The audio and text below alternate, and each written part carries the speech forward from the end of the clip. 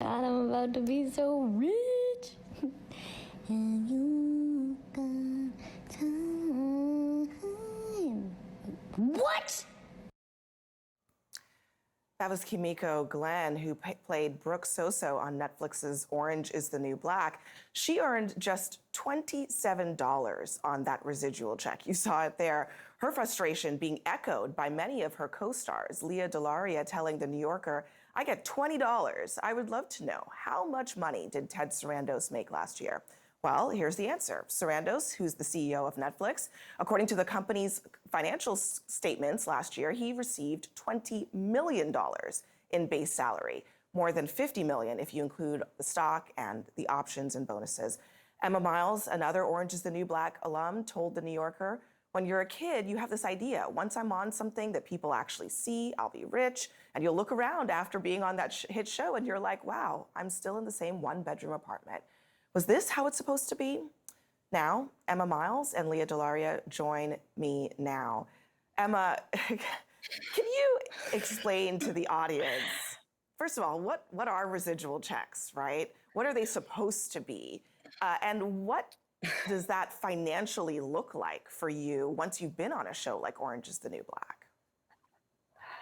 Okay, well, in terms of how our business works, residuals typically are paid out for network, cable, movies, and they're basically a share of the profits that come from the revenue from being on a network. So there's a lot of advertisement, there's a lot of money that comes with that.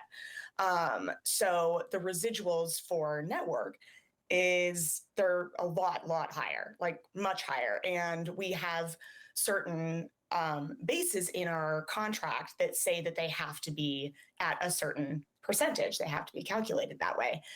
Now, in terms of residuals for Orange, we were not based off of network and cable. We were based off of this new thing called streaming, which basically didn't exist when we started the show. So the contract that we had reflected like webisodes and web series and things that were on YouTube and promotional videos. And the way that those residuals are calculated, we are actually not sure because for the millions upon millions of dollars in revenue that these streaming companies particularly, are raking in, there's not really much of a kickback for any of the people involved on the creative side. So for something like an episode of Law and Order SVU that you would have gotten like a good like several $1,000s from it re-airing on television,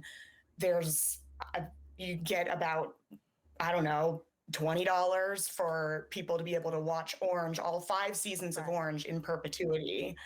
And that's a pretty big discrepancy. Yeah. I mean, the number of people watching on streaming services is sort of like a black box. The streamers don't necessarily want transparency about that.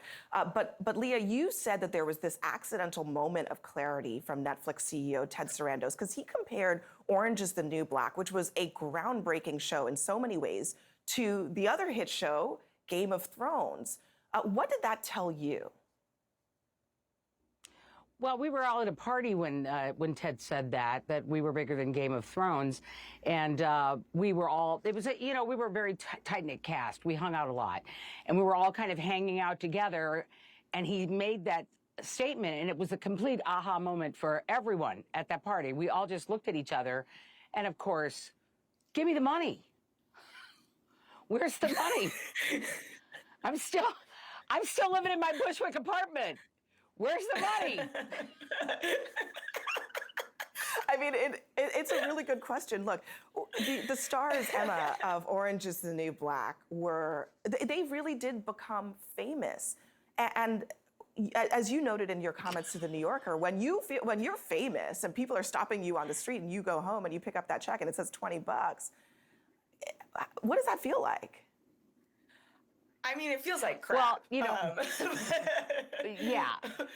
Yesterday, I'm in a building here, and I'm walking into the elevator to go do my laundry. So, my hair's in curlers and I'm wearing a bathrobe and you know what I mean.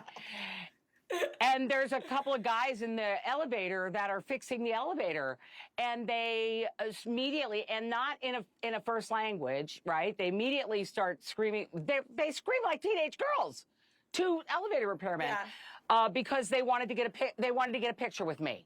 They wanted to get a picture with me. So, and I'm always gracious to my fans. So is Emma. Without our fans, we'd be nothing. But it's kind of rough when my last residual check came in June. It was for $20.27. And every time I have to stop and get my picture taken, that's 20 times a day. It seems like first world problems, but that's how famous we are, and we're making $20.27. Go ahead, Emma. Well, there's also like an attitude that comes, this idea that we in terms of the fans that can be really aggressive, because Leah's right, the fans are amazing for the most part, but there are those fans that are very aggressive, and they can be like, well, I pay your salary, like I watch your show, so I'm entitled to whatever time I want to take from you, or a picture. And I'm just like, if you're responsible for my salary, we have some talking to do. So Emma, I want to start with you on this one. How do you see this strike ending? Both sides are really dug in. The streamers are saying, and the studios are saying, we can't afford to pay more. How does this end, Emma? I mean, they can afford to pay more. That's completely. They're saying two different things. They're telling all of the actors and all of the writers and all of the creatives that they don't have the money, and meanwhile, they're telling all of their shareholders that they're making more money than they ever have been. So both things can't be true at the same time.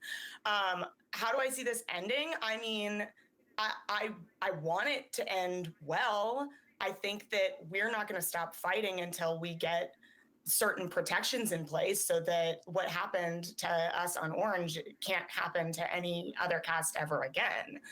I mean, we should be fairly compensated. They are making billions of dollars off of work that is being kind of shoved out into the universe, and no one can support their livelihoods. I don't have health insurance.